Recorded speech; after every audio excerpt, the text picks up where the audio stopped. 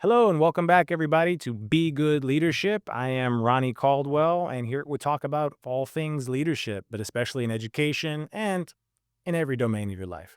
How do we be good for others? So, today I want to talk about dealing with toxicity, but not catching it. Dealing with toxicity, but not catching it. And what I have found in working with leadership, and then also in my own experience as a leader, is we oftentimes see toxicity. We see toxic behavior, we see bad behavior, we see it happen. And more often than not, we end up talking about it, but not dealing with it. And I've seen it happen in so many occasions where coming into an environment, working with leaders, and them talking about all kinds of toxic behaviors they've seen from staff or other leadership. However, never approaching it, never dealing with it, never talking to the person about it. And then what ends up happening is because they haven't, because they didn't, it builds, it continues to annoy them. And then eventually they start justifying their own toxicity, which when we know when leadership is toxic, well, I've said it before, a fish rots from the head. It has a terrible impact on the whole rest of the culture. The leader has the largest impact in the quality of the workplace.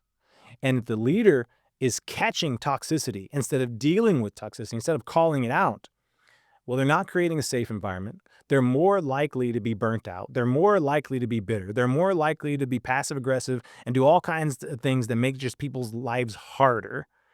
And the people who are coming in and doing great work see that and they don't want to be in a place that's like that. And so you end up losing your probably most valuable teachers or valuable employees. In a classroom, the same things happen. A teacher who ignores behavior, doesn't deal with toxic behavior, well, they also create a space that's not safe for students. And what they don't understand is they begin to lose the trust and the confidence of the kids who they think are the good kids, the kids who don't cause any trouble. But that's exactly who you begin to lose more and more when we don't do these things. And they also cause themselves to become more annoyed over time. They also cause themselves to more likely be able to catch some of that toxicity and have an antagonistic relationship with the students. You can apply this into your personal life when you're dealing with your spouse, your significant other, dealing with your own children at home, dealing with friends. So then how do we do it? How do we deal with toxicity without catching it? So I have a couple of ideas and a couple of things that it took me a little bit to learn because I wasn't always perfect on these things and I'm still not perfect on them now, but they're what I go to over and over and over again and I've become better at over the years and have been so helpful.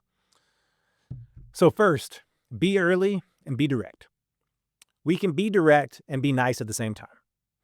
And I think that we have to be early when we see things that are toxic and unprofessional. When we see people taking a shortcut, it's instead of building a case or thinking about what this means for this person morally or what they're like in their soul or becoming self-righteous and like I just can't even believe they did that. I can't even believe they skipped out of work early, right? I can't even believe that they didn't show up for that meeting they were supposed to, right? Instead of not believing it, um, calm yourself down and say, yeah, that happens sometimes. And sometimes that's something that people do. Full acceptance of the reality of human beings. And then before it happens again, just go to that person and said, hey, I wanted to check in real quick because I noticed, at the staff meeting, you weren't there. And I just wanted to see, what happened. Wasn't sure. I didn't get any kind of communication from you that you wouldn't be there, but I want to know if everything is okay. What's going on? This reminder, this check-in, because you don't, 100%, you do not know why they didn't show up for the staff meeting. You just know that they didn't. So you're asking. And sometimes this is the thing. You're being direct. So a lot of people think like direct means, hey, you didn't show up for the staff meeting. And you know what? That's not going to happen again. Not on my watch. That's being rude or zealous and then not really knowing, like you don't know anything about that person or why they missed it. Instead, early on, the first time you see it, you ask about it. Because sometimes you'll get a good answer back. Sometimes you'll get an iffy answer. And even if the person is making an excuse, it's all right because what they know is you noticed. What they know is that, well, Ronnie would like to be communicated with if I'm going to miss a meeting. And if I do miss a meeting, he'll notice and he's just going to come and ask me about it. So, oh, there's an expectation that I'm actually at these meetings. Because you remember, what you don't check on, some people, they just feel like if no one's checking on it, it doesn't matter. So be early when you see it. And be early and be direct. If you see something happen, if you're wondering someone skips out of work early, hey man, I noticed I saw you leaving for the we get out at 3:30 and I saw you going out for the to the parking lot at 3:10 or something like that. Is everything okay? Did you have a doctor's appointment or what happened there? Oh, man, well, I didn't, but I was feeling kind of bad, and I didn't have a class last period, so I thought maybe I'd just leave a little early, get some rest. And like, okay, I get that, man. But if you need to leave early, if you're not feeling good, then it would really help us if you just to sign out, so we just know where everybody is. And if that's the case, please just sign out for us so we know for sure.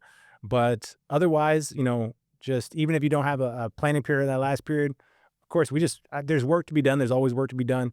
So if you could just use that time to get whatever it needs to get done, just a little bit of time before we leave. I know it's tempting, right? You don't have anything scheduled for yourself. You get a little tired, but if you can manage it, please make sure just try to use the time that we have because we know it's precious, right?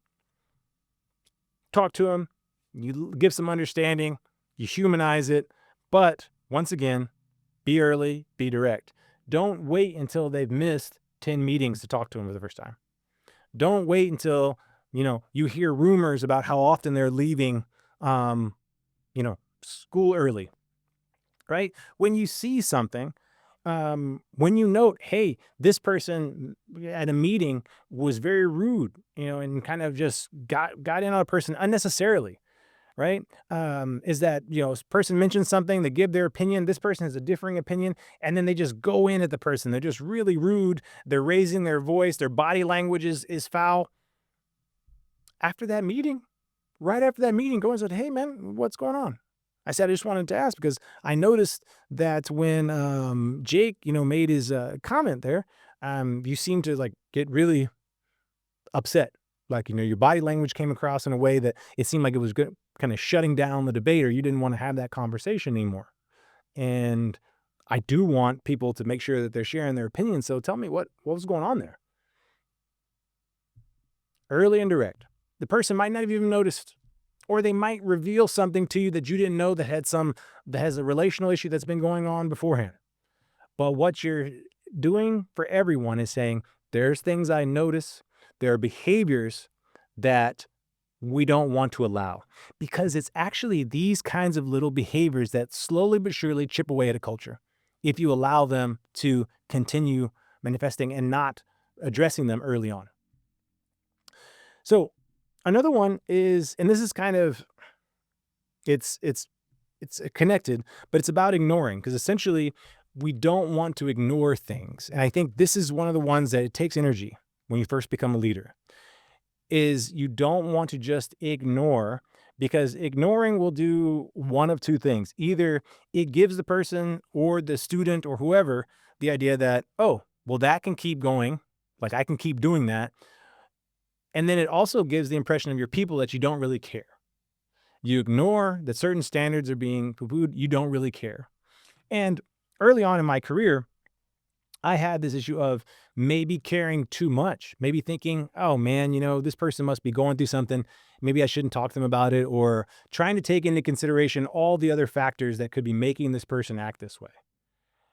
Versus, because I knew that I wasn't that way. So I knew that basically I knew by nature I could be kind of judgmental. And so I used to sort of try to balance that out in my head, being like, I don't want to be all judgy. I don't want to be, coming at this person because I know I can, if I get that way, I can kind of be a jerk or something of the sort. But then I realized that by ignoring it, by making too many excuses for people too often, I was actually undermining some of the people who were doing their job and doing everything they were supposed to do the right way. I was also giving the indication that I didn't care about some of those things, that some of the standards weren't where they needed to be. And I had to get better at that. And once again, it's coming off as kind and firm. Be firm, but be kind, right? either every single way. When you don't ignore behavior, same things amount in the classroom. Actually, in the classroom, I was much better about this. And then when I became an administrator, it was a little bit more difficult because I was dealing with adults. But the idea of being kind but being firm, not ignoring bad behavior, not ignoring toxic behavior, because the longer you ignore it, it eventually will get to a spot where you feel like you can ignore it, but it's already gotten away from you.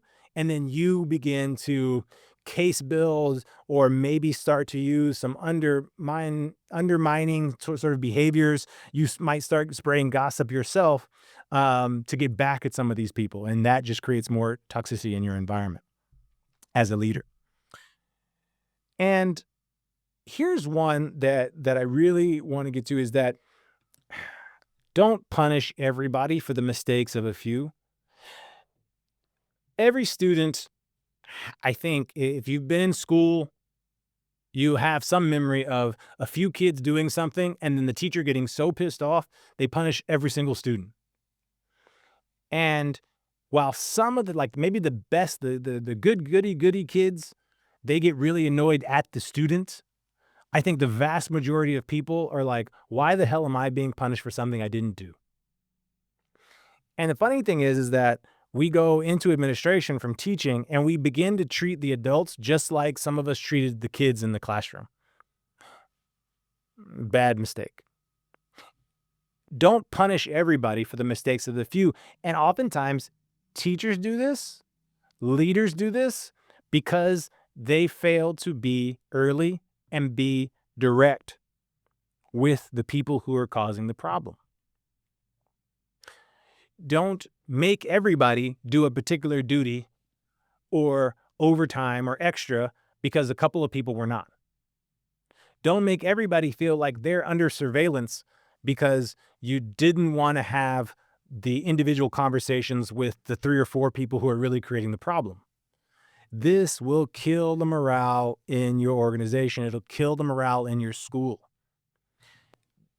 Do good leadership, which is be early, be direct, and deal with the problem where it is. And the earlier you deal with it and the more that you're able to be direct with those people and have those conversations, remember, a conversation between you and a teacher will always spread, especially if it's anything near a reprimand or a reminder. People are going to talk to other people about the conversations they have with the administration. So even in an accountability conversation, one in which you're holding someone accountable for a standard, a professional practice, other people will hear about that. They will. And that message will spread. People will know you're serious. It just takes a little effort. It takes you not being lazy. Punishing everybody for the mistakes of a few is a lazy way of going about disciplining or holding accountable. But what it does is it kills the morale for people, for the vast majority of the people who are doing everything they're supposed to do and probably doing a great job. It's a weak leadership practice that you should avoid at all costs, in favor of dealing directly with the problem with kindness early on and being very clear. Last but not least, you just have to protect the energy of your culture. And by protecting the energy of your culture, what you have to do is deal with toxicity. You cannot let it fester. You can't let it just continue to do its thing because there's so much energy that's drained already, especially in education.